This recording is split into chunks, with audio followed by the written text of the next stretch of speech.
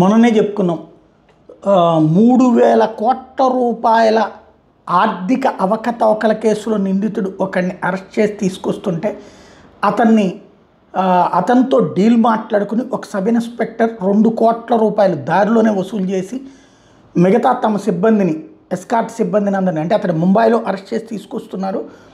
ఆ తీసుకొచ్చేటటువంటి టైంలో అతనితో బార్గెయిన్ చేసేసి చుట్టూ ఉన్న సిబ్బందిని వేరే వెహికల్స్లో పంపించి 30 కిలోమీటర్ల డిస్టెన్స్లో ఉంచుదామని చెప్పేసి వాళ్ళని అలా పెట్టేసి అతనితో అతని సహచరులతో మాట్లాడిపించి 2 కోట్ల రూపాయలు వసూలు చేసినటువంటిది.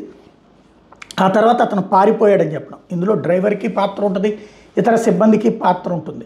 అది ఎంత అనేది తెలియాల్సి ఉంది.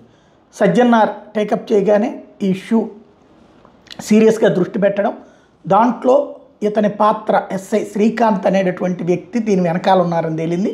తద్వారా అతన్ని ఇప్పుడు సస్పెండ్ చేయడం జరిగింది.